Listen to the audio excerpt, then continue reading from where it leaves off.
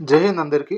ఈరోజు న్యూస్ పేపర్‌లో వచ్చిన కొన్ని ముఖ్యమైన కరెంట్ అఫైర్స్ చూసినట్లయితే, హోంశాఖలో కొలువుల జాతర 7,437 పోస్టుల భర్తీకి నోటిఫికేషన్ అన్నట్టు మెయిన్ హెడ్డింగ్ వచ్చింది. దాని గురించి సెపరేట్ వీడియో చేశాను, అది చూడొచ్చు.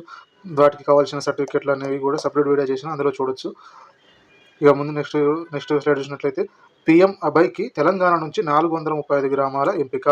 ప్రధానమంత్రి అనుసూచిత్ జాతి అభ్యుదయ్ యోజన పీఎం అజయ్ స్కీమ్ కింద తెలంగాణ నుండి 435 గ్రామాలను ఎంపిక చేసినట్లు కేంద్ర సామాజిక న్యాయం సాధికారిక శాఖ సహాయ మంత్రి అయిన రామ్ దాస్ అఠవాలే తెలిపారు. రాజ్యసభలో నెక్స్ట్ చూసినట్టయితే, తమిళనాడులో బడి పిల్లలకు చికెన్ బిర్యానీ అనేది ఒక ప్రతిపాదన చేస్తున్నారండి. ఇది ఇంకా కన్ఫర్మ్ కాలేదు, అయినప్పటికీ తెలుసుకోవాలి కాబట్టి చెప్తున్నాను. తమిళనాడులోని ప్రభుత్వ పాఠశాలలలో అమలవుతున్న మధ్యాహ్న భోజన మెనూలలో వారానికి ఒకసారి చికెన్ బిర్యానీ పెట్టాలని భావిస్తున్నట్లు తెలుస్తుంది.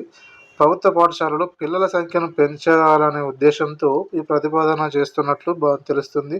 ఈ ప్రతిపాదనను ముఖ్యమంత్రి జోసెఫ్ విజయ్ ముందుకు తీసుకెళ్ళగా వాళ్ళు ఇంకా స్పందించలేదు. ఆయన స్పందించిన దాని ప్రకారం నిర్ణయం తీసుకుంటారు. అది క్లియర్గా వచ్చినాక తెలుసుకోవచ్చు. అలాగే నెక్స్ట్ స్లైడ్ చూసినట్లయితే, దానవీర్ కార్యక్రమం ప్రారంభం. ఇది చూసినట్లయితే ఈ పథకాన్ని కేంద్ర పంచాయతీ రాజ్ శాఖ దాన్వీర్ కార్యక్రమాన్ని చేపట్టింది.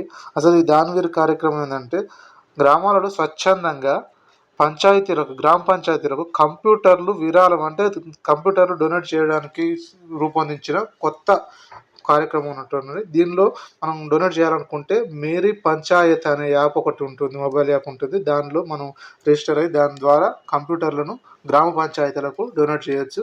కాబట్టి ఈ కార్యక్రమం అనేది ఇంపార్టెంట్ అని గుర్తుంచుకోవాలి. నెక్స్ట్ చూసినట్లయితే, ప్రపంచ పులుల్లో 70% భారత్లోనే ఉండటం గర్వకారణమని ప్రధాని మోదీ ప్రకటించారు. అయితే కేంద్ర పర్యావరణ, అటవీ, వాతావరణ మార్పుల మంత్రిత్వ శాఖ పేర్కొంది. ప్రపంచ పులుల దినోత్సవం అనగా నిన్న ప్రపంచ పులుల దినోత్సవం జరిగింది, కానీ దాని సందర్భంగా ప్రత్యేక ప్రకటన విడుదల చేసిందండి ఈ మంత్రిత్వ శాఖ. ప్రపంచవ్యాప్తంగా పులుల సంఖ్య తగ్గిపోతున్న నేపథ్యంలో వాటి పరిరక్షణపై ప్రజల్లో అవగాహన పెంచేందుకు ఈ దినోత్సవం నిర్వహిస్తున్నారు.